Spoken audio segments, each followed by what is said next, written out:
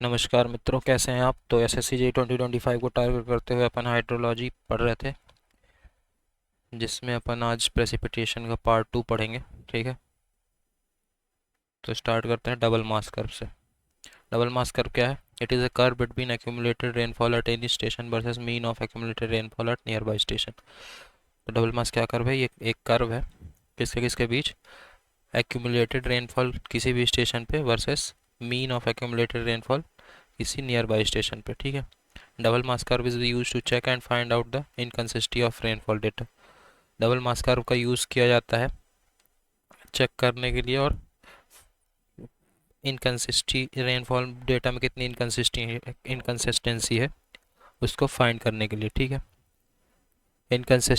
Inconsistency find करने के लिए और चेक करने के लिए डबल मास कर्व का यूज़ किया जाता है रेनफॉल डेटा में। ठीक है, it is plotted in reverse chronological order. Double mass curve reverse chronological order में प्लॉट किया जाता है। ठीक है, ये किसके किसके बीच का ग्राफ है? Accumulated annual rainfall of station to the accumulated annual rainfall of group of station, मतलब mean of nearby station.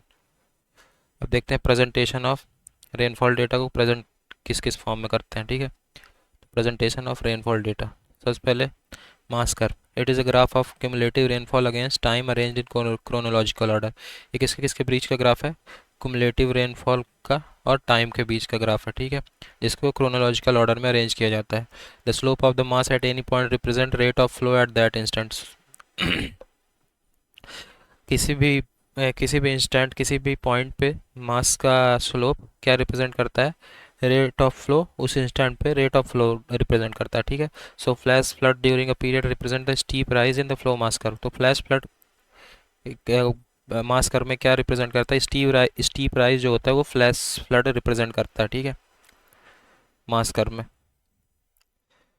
Float type and weighing type rain gauge is use to measure rainfall in term of mass curve. ठीक है, float type और weighing type का rain gauge use किया जाता है rainfall measure करने के लिए in terms of mass curve. ठीक है, mass curve method is use to estimate the required storage capacity of reservoir in the stage of project planning. Water inflow and water demand data is use. Mass curve method का use किया जाता है to estimate required storage capacity. Reservoir की estimate करने के लिए mass curve method का use किया जाता है। इसमें बेसिक यही लिखा है। ठीक है, in the stage of project planning, water inflow and water demand data is used for the determination of storage capacity. Project planning में वाटर इनफ्लो और वाटर डिमांड का डेटा यूज़ किया जाता है स्टोरेज कैपेसिटी रिजर्वेयर की निकालने के लिए। ठीक है, तो रिजर्वेयर कैपेसिटी क्या हो जाएगी? Reservoir capacity is equal to cumulative inflow minus cumulative demand. ठीक है, यह मास का प्रेसिपिटेशन एक क्यूमुलेटिव रेनफॉल वर्सेस टाइम के बीच बनाया जाता है। ठीक है, अब बात करते हैं हीटोग्राफ क्या है। It is defined as the plot of average intensity of rainfall against time interval. ये किस किसके बीच का ग्राफ है? Average intensity of rainfall versus time interval. ठीक है, the area under the hyetograph represent total precipitation received in the period. जो hyetograph का एरिया क्या रिप्रेजेंट करता है? टोटल प्रेसिपिटेशन कितना रिसीव हुआ है किसी एक पीरियड में। ठीक है, the hyetograph is derived from the mass curve and usually represent as bar chart. Hyetograph जो है वो मास कर्व से ही डिराइव्ड है और इसको बार चार्ट के फॉर्म पे रिप्रेजेंट करते हैं। ठीक है, यह hyetograph rainfall intensity in centimetre per hour to the time interval in minutes. Okay, तो ये हो गया हीटोग्राफ। अब बात करते हैं पॉइंट रेनफॉल की। पॉइंट रेनफॉल क्या होता है? It shows the rainfall data of station. ये किसी स्टेशन का रेनफॉल डेटा शो करता है। Data can be listed as daily, weekly, etcetera. Data को अपन डेली, वीकली और तरीके से भी रिप्रेजेंट कर सकते हैं। Graphically these data represent as plot of magnitude versus chronological time. Graphically इसको मैग्नीट्यूड वर्सेस टाइम के प्लॉट में रिप्रेजेंट किया जाता है। ठीक है, rain gauge must be set as near the ground to reduce wind effect. Rain gauge को हमेशा ग्राउंड के बहुत ही नीचे रखना चाहिए, मतलब ग्राउंड के पास रखना चाहिए। ठीक है, ताकि विंड इफेक्ट बहुत ही कम हो। ठीक है, अब देखते हैं method of average rainfall calculation over an area. किसी एरिया में मेथड क्या क्या है एवरेज रेनफॉल कैलकुलेशन के, ठीक है। To convert the point rainfall value at various station into average value over a catchment, following method are used. देखते हैं क्या क्या मेथड है किसी पॉइंट रेनफॉल वैल्यू को वेरियस स्टेशन पे एवरेज वैल्यू में कन्वर्ट करने के लिए, average value of over a catchment में कन्वर्ट करने के लिए क्या क्या मेथड्स हैं वो देखते हैं। सबसे पहला मेथड है अरिथमेटिक मीन मेथड, ठीक है। It is simplest method when rainfall is uniformly distributed on its areal pattern. ये एक सिंपल मेथड है जिसमें रेनफॉल को यूनिफॉर्मली डिस्ट्रीब्यूट करते हैं एरियल पैटर्न में। In practice this method is use, इसको बहुत ही रेयर यूज़ किया जाता है। तो अरिथमेटिक मीन जैसे नाम पे है, एवरेज निकाल देंगे simple, P1 plus P2 plus so on upon n, ठीक है। जैसे स्टेशन ए बी, तो ABCD अपॉन n। अब बात करते हैं थीसन पॉलीगॉन मेथड की। Thiesen's polygon method. In this method, the rainfall recorded at each station is given a weightage on the basis of area closest to the station. इस method में हर station पे जो rainfall record करेंगे उसको weightage किस हिसाब से देंगे कि उस स्टेशन के बीच में एरिया, मतलब उस स्टेशन के पास में कितना क्लोज में एरिया, स्टेशन के कितने पास में एरिया है, ठीक है, on the basis of area closest to the station. This method is also called weighted mean. इस मेथड को वेटेड मीन मेथड भी बोलते हैं, ठीक है। This method is more accurate than arithmetic method. ये मेथड ज़्यादा एक्यूरेट है अरिथमेटिक मीन मेथड के हिसाब से, है ना।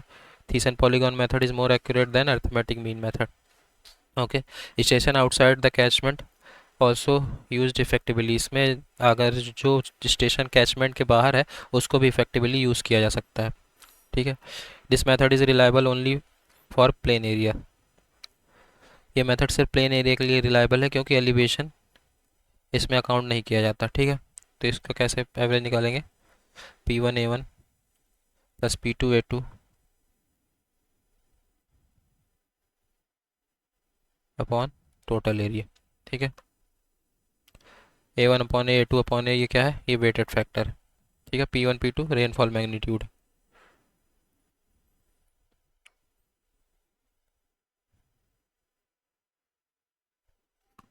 ये है जो डॉटेड लाइन है, ये कैचमेंट बाउंड्री रिप्रेजेंट करती है, और ये लाइन जो है, ये लाइन ज्वाइनिंग नियर बाई ये स्टेशन है, rain gauge, rain gauge station है, और ये जो है ये लाइन ज्वाइन कर रही है स्टेशन को, ठीक है। और ये जो थिक लाइन्स है ये रिप्रेजेंट करती हैं थीसन पॉलीगॉन नेटवर्क को, ठीक है। अब बात करते हैं आइसोहीटल मेथड की। An isohyet is a line joining points of equal rainfall. Isohyet क्या है, आइसोहाइट है line join point of equal rainfall, okay. Isohyet है वो लाइन जो इक्वल रेनफॉल के पॉइंट को ज्वाइन करती है, ठीक है। After precipitation of isohyetal map, after preparation of isohetal map, measure the area enclosed between successive isohead with the planimeter। Isohyetal map के प्रिपेयर करने के बाद जो एरिया है उसको मेज़र करें जो कि सक्सेसिव आइसोहाइट से इनक्लोज है, किसकी मदद से, प्लानीमीटर की मदद से, ठीक है। It is most accurate method and superior to other two method. ये सबसे एक्यूरेट मेथड है और जो बाकी दो मेथड्स हैं उनसे ज़्यादा सुपीरियर है, specially when the stations are large in number. जब बहुत लार्ज नंबर में स्टेशंस होते हैं तब इसका ज़्यादा यूज़ किया जाता है, ठीक है। इसका फार्मूला ये है, तो क्या हो जाएगा फार्मूला, P1 प्लस P2/2, ठीक है। ये फार्मूला हो जाएगा आइसोहीटल मेथड का। अब देखते हैं depth area duration curve. Depth area duration curve relationship ये क्या है, development of relationship between maximum depth area and duration for a region is called depth area duration analysis, ठीक है। डेप्थ एरिया ड्यूरेशन क्या है, ये एक रिलेशनशिप है बिटवीन मैक्सिमम डेप्थ एरिया और ड्यूरेशन फॉर अ रीजन, ठीक है। उसके बीच का उन दोनों के बीच के मैक्सिमम डेप्थ और एरिया और ड्यूरेशन फॉर अ रीजन के बीच के रिलेशन को ही बोलते हैं depth area duration analysis. It is use to determine the maximum amount of precipitation of various duration over area of various size, ठीक है। इसका यूज़ किया जाता है क्या डिटरमाइन करने के लिए, मैक्सिमम अमाउंट ऑफ प्रेसिपिटेशन कितना हुआ है अलग अलग ड्यूरेशन में ओवर अलग अलग साइज ऑफ एरियाज में, ठीक है। Depth area duration curve of preparation are drawn as maximizing envelope through through the appropriate data point, ठीक है। तो डेप्थ एरिया ड्यूरेशन कर्व जो है प्रेसिपिटेशन का, उसको कैसे ड्रॉ किया जाता है, एज मैक्सिमाइजिंग एंड बल्ब की तरह ड्रॉ किया जाता है through the appropriate data point, ठीक है। DAD curves are essential to develop design storm for use in computing the design flood in the hydrological design for major heavy structure, ठीक है। तो DAD कर्व्स एसेंशियल होता है किसके लिए, to develop design storm को डेवलप करने के लिए, for the use in computing the design flood को ताकि कंप्यूट कर सकें, मतलब DAD कर्व से अपन डिज़ाइन स्टॉर्म को डेवलप करें और डिज़ाइन फ्लड को उसके मदद से कंप्यूट कर सकें in the hydrological design for major heavy structure में, ठीक है। DAD curves require meteorological and topographical information for the region. DAD curve के लिए DAD कर्व बनाने के लिए मेटीरियोलॉजिकल और ट्रॉपोग्राफिकल इन्फॉर्मेशन चाहिए किसी भी रीजन की, ठीक है। DAD curve indicate the areal distribution characteristic of the storm in given duration. DAD curve क्या इंडिकेट करता है, ये इंडिकेट करता है एरियल डिस्ट्रीब्यूशन के कैरेक्टरिस्टिक, स्टॉर्म के एरियल डिस्ट्रीब्यूशन कैरेक्टरिस्टिक किसी भी गिवन ड्यूरेशन में, ठीक है। For a rainfall of known duration the average depth decrease with the area increase, ठीक है। किसी भी रेनफॉल के लिए किसी भी ड्यूरेशन ऑफ रेनफॉल के लिए जो एवरेज डेप्थ होती है वो डिक्रीज होती है जैसे जैसे एरिया बढ़ती है, सिंपल सा बात है, ठीक है। एवरेज डेप्थ का फॉर्मूला क्या होगा, P0 E माइनस के एन, ठीक है। P बार क्या है, average depth in centimeter over an area in kilometer square. P0 क्या है, हाईएस्ट अमाउंट ऑफ रेनफॉल और highest storm at storm center, ठीक है। P0 है highest amount of rainfall, K और N क्या है, कॉन्स्टेंट्स है फॉर गिवन रीजन, ठीक है। ये उसी का ग्राफ दिया गया। अब बात करते हैं इंटेंसिटी ड्यूरेशन एनालिसिस की। According to Sherman's relation between intensity and duration, ये इसमें शर्मन ने रिलेशन दिया था, ठीक है, इंटेंसिटी और ड्यूरेशन के बीच के, I is equal to A upon T plus B power N, okay. The curve represented by this equation will be hyperbolic. इस इक्वेशन से जो कर्व रिप्रेजेंट होगा वो हाइपरबोलिक होगा, ठीक है। Maximum intensity duration frequency relationship, और maximum intensity duration frequency relationship क्या हो जाएगी, KTX upon T plus B power N, ठीक है। I है रेनफॉल इंटेंसिटी, T है रिटर्न पीरियड, स्मॉल t है टाइम ड्यूरेशन, और KBXN क्या है, कांस्टेंट फॉर गिवन कैचमेंट, ठीक है। ये है उसका graph. The energy source for precipitation and evaporation are thermal energy. Precipitation और एवापोरेशन का एनर्जी सोर्स क्या है, थर्मल एनर्जी, ठीक है। अब बात करते हैं rainfall intensity as per British Ministry of Health formula. British Ministry of Health formula के बेसिस पे रेनफॉल इंटेंसिटी कैसे डिनोट करते हैं, 5 से 20 मिनट के स्टॉर्म के लिए रेनफॉल इंटेंसिटी कैसे निकालेंगे, 760 अपॉन T प्लस 10, ठीक है। यह rainfall intensity as per British Ministry of Health formula, ठीक है। तो 5 से 20 मिनट के लिए स्टॉर्म ड्यूरेशन के लिए रेनफॉल इंटेंसिटी कैसे निकालेंगे, 760 अपॉन T प्लस 10, ओके। और 20 से 100 मिनट के लिए स्टॉर्म ड्यूरेशन अगर है 20 से 100 मिनट का, तो रेनफॉल इंटेंसिटी कैसे निकालेंगे, 1020 अपॉन T प्लस 10, ठीक है। आई क्या है, intensity of rainfall in mm per hour, T क्या है, duration of storm in minutes, ठीक है। अब बात करते हैं इंडेक्स ऑफ वेटनेस की। इंडेक्स ऑफ वेटनेस क्या है, it is use to determine variation और deviation in rainfall for particular year. Index of wetness का यूज़ किया जाता है क्या, डिटरमाइन करने के लिए वेरिएशन और डेविएशन, रेनफॉल में कितना वेरिएशन और डेविएशन हुआ है किसी पर्टिकुलर ईयर में, ठीक है। तो इंडेक्स ऑफ वेटनेस का एक फार्मूला क्या होता है, rainfall in a year upon average annual rainfall, एक साल में कितनी बारिश हुई अपॉन एवरेज एनुअल, एक साल में कितनी एवरेज बारिश हुई इंटू 100, ठीक है। इंडेक्स ऑफ वेटनेस अगर ग्रेटर देन 100% है तो वो अच्छा साल है गुजरा है। अगर index of wetness equal to 100% है, मतलब rainfall in year is equal to average annual rainfall, वो नॉर्मल ईयर है। अगर index of wetness less than 100% है, मतलब rainfall in year less than average annual rainfall is, वो बैड ईयर है, ठीक है। तो वेटनेस ऑफ इंडेक्स क्या indicate, also indicates deficiency of rainfall in particular year. तो वेटनेस इंडेक्स जो होता है, इंडेक्स ऑफ वेटनेस, वो कितनी डेफिशिएंसी हुई है, पानी की कितनी कमी हुई है एक पर्टिकुलर ईयर में, वो भी रिप्रेजेंट करता है, ठीक है। तो परसेंटेज ऑफ रेन डेफिशिएंसी कैसे मेजर करेंगे, percentage of rain deficiency measure करेंगे 100 minus percentage of index of wetness, ठीक है। तो 100 minus percentage of index of wetness क्या शो कर देगा, कि परसेंटेज ऑफ रेन डिफिशियंसी कितनी हुई है एक साल में, ठीक है, किसी पर्टिकुलर ईयर में।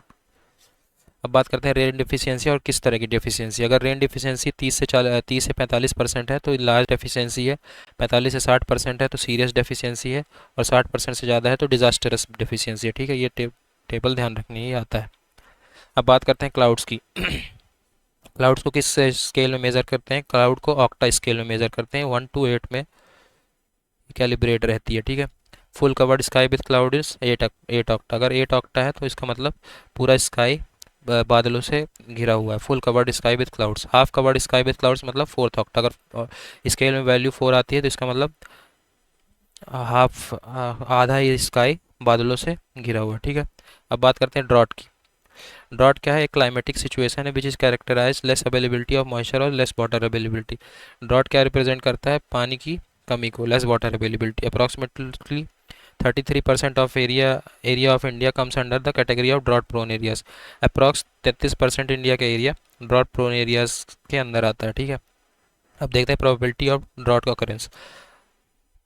अगर 0.2 से 0.4 है तो मतलब ड्रॉट प्रोन एरिया है, ग्रेटर देन 0.4 है तो मतलब क्रोनिकली ड्रॉट प्रोन एरिया है, ठीक है। तो ये टेबल ध्यान रखनी। अब बात करते हैं मेटीरियोलॉजिकल ड्रॉट की। मेटीरियोलॉजिकल ड्रॉट क्या है? When there is a more than 25% reduction in average annual rainfall, then this stage is called meteorological drought. जब एवरेज एनुअल रेनफॉल में 25% का रिडक्शन आ जाए तब उस स्टेज को मेटीरियोलॉजिकल ड्रॉट बोलते हैं, ठीक है। अब देखते हैं सीजनल शॉर्टफॉल या कि डिफिशियंसी। अगर लेस देन 25% है तो मेटीरियोलॉजिकल ड्रॉट है। 26 से 50% डेफिशिएंसी है तो मॉडरेट मेटीरियोलॉजिकल ड्रॉट है। 50% से ज़्यादा डेफिशिएंसी है तो सीवियर मेटीरियोलॉजिकल ड्रॉट है, ठीक है। ये टेबल भी ध्यान रखना। अब बात करते हैं हाइड्रोलॉजिकल ड्रॉट क्या होता है। हाइड्रोलॉजिकल ड्रॉट क्या है? It is associated with the effect of periods of precipitation short falls on surface और सब सरफेस। ये किससे एसोसिएटेड है? एसोसिएटेड है effect of periods of precipitation short falls on surface और सब surface. Subsurface water supply, that is stream flow, reservoir and lake. The surface water aspect of drought studies is essentially related to stream and following techniques are commonly adopted. जो surface water है, surface water aspect है drought studies के लिए, वो essentially किससे related है? Stream से, और उसको फॉनोइल कुछ नीचे दी गई टेक्निक लगाते हैं उसको मेजर करने के लिए। कौन सा? Low flow duration curve, low flow frequency analysis and stream flow modelling, ठीक है। ये था हाइड्रोलॉजिकल ड्रॉट, ठीक है। It is associated with the effect of period of precipitation short falls on surface और सब सरफेस वाटर सप्लाई, ठीक है। फिर आता है एग्रीकल्चर ड्रॉट। मतलब हाइड्रोलॉजिकल है तो वो सरफेस वाटर और सब सरफेस वाटर के बारे में ही बात करेगा, तो ये बेसिक ध्यान रखना है कि it talks about only surface and sub surface water, ठीक है। अब बात करते हैं agricultural drought. Agricultural drought is mainly characterized by rainfall deficiency. Agricultural drought जो है वो मेनली क्लासीफाई किया जाता है रेनफॉल डेफिशिएंसी से, ठीक है। This type of drought is also called soil drought. इस तरह के ड्रॉट को सॉइल ड्रॉट भी बोला जाता है, ठीक है। In this type of drought the soil moisture become so low और dries up that crop can not be grown it. इस तरह के ड्रॉट की वजह से जो सॉइल मॉइस्चर होता है वो इतना कम हो जाता है या कि इतना ड्राई हो जाता है जिससे जो क्रॉप्स होती हैं वो ग्रो नहीं कर पाती हैं, ठीक है। अब देखते हैं कुछ इंडेक्स जो यूज़ किया जाता है फॉर एग्रीकल्चर ड्रॉट, जैसे एरिडिटी इंडेक्स हो गया, पाल्मर इंडेक्स या कि Palmer drought severity index PDSI, moisture availability index, ठीक है। ये इंडेक्स ध्यान रखने हैं, aridity index, Palmer index, moisture availability index. सबसे पहले बात करते हैं एरिडिटी इंडेक्स की। तो agricultural drought can be defined by aridity index. Aridity index क्या है? ड्राइनेस है। Aridity index is use to measure agricultural drought, ठीक है। Aridity index is use to indicator of possible moisture stress experience by crop. Aridity index क्या indicate करता है कि crops कितना पॉसिबल मॉइस्चर स्ट्रेस कितना एक्सपीरियंस कर रहा है क्रॉप, ठीक है। तो एरिडिटी इंडेक्स का फॉर्मूला क्या है वो देख लेते हैं। PET potential evapotranspiration minus actual evapotranspiration upon potential evapotranspiration, ठीक है, इंटू 100। तो ये हो जाएगा एरिडिटी इंडेक्स। अब देखते हैं actual water provided to the crop, कितना वाटर एक्चुअली प्रोवाइड किया जाता है क्रॉप को। अगर AET by PET less than 1 है तो मतलब वाटर सप्लाई सफिशिएंट नहीं है, ठीक है। तो मतलब एरिडिटी इंडेक्स पॉजिटिव है, तो नॉट सफिशिएंट। एरिडिटी इंडेक्स आएगा 1 माइनस AET बाई PET। अगर एरिडिटी इंडेक्स लेस देन 1 है तो मतलब अगर AET by PET less than 1 है तो मतलब एरिडिटी इंडेक्स पॉजिटिव है, मतलब ड्राइनेस है, तो मतलब कि सफिशिएंट वाटर सप्लाई नहीं हो रहा। अगर AET ज़ीरो है तो एरिडिटी इंडेक्स 1 है, मतलब सॉइल मॉइस्चर परमानेंट बिल्टिंग पॉइंट पे है, ठीक है ना। प्रॉपर ड्राई सॉइल है, सॉइल मॉइस्चर एकदम से उसमें पानी ख़त्म होने की ही कगार पे है, ठीक है। अगर AET/PT ग्रेटर और इक्वल टू 1 है तो सप्लाइड वाटर इक्वल है या कि ज़्यादा है रिक्वायर्ड वाटर। सप्लाइड वाटर जितना दिया गया है वो इक्वल है या कि ज़्यादा है जितना रिक्वायर्ड था, ठीक है। तो ये हो गया एरिडिटी इंडेक्स, ठीक है। अब बात करते हैं एरिडिटी इंडेक्स का और सीवीआरटी क्लास का क्लासिफिकेशन, ठीक है। तो अगर एरिडिटी इंडेक्स जीरो और निगेटिव है तो नॉन एरिड जोन है। एरिडिटी इंडेक्स 1 to 25% है तो माइल्ड एरिड जोन है। 26 से 50% एरिडिटी इंडेक्स है तो मॉडरेट एरिड जोन है। ग्रेटर देन 50% एरिडिटी इंडेक्स है तो सीवियर एरिड है, ठीक है। ये टेबल ध्यान रखना है। जीरो जीरो है या कि निगेटिव है तो non arid zone, 1 to 25% mild arid zone, 26 to 50% moderate arid zone and greater than 50% severe arid zone, ठीक है। अब बात करते हैं AET is calculated according to Thornthwaite water balance technique. AET को कैलकुलेट किया जाता है Thornthwaite water balance technique की मदद से, ठीक है। Aridity index is use as an indicator of possible moisture stress experience bye crops, को अपन ने अभी पीछे देखा। अब देखते हैं प्रोबेबल मैक्सिमम प्रेसिपिटेशन क्या है, ये अपन पहले भी पढ़ चुके हैं। प्रोबेबल मैक्सिमम प्रेसिपिटेशन क्या है, is designed as the greatest और extreme rainfall for a given duration that is physically possible, ठीक है। ये वो ग्रेटेस्ट या कि एक्सट्रीम रेनफॉल है किसी ड्यूरेशन में जो कि फिजिकली पॉसिबल है किसी स्टेशन या कि एरिया में, ठीक है। तो प्रोबेबल मैक्सिमम प्रेसिपिटेशन का फॉर्मूला होता है 42.16 D पावर 0.475, ठीक है। डी क्या है, duration of storm in hour, ठीक है। तो यहाँ पे अपना चैप्टर प्रेसिपिटेशन कंप्लीट होता है। अब नेक्स्ट चैप्टर में अपन बात करेंगे abstraction form, precipitation and stream flow measurement की, ठीक है। तो प्रेसिपिटेशन में भी दो तीन चीज़ें और हैं, वो भी देख लेते हैं, ठीक है।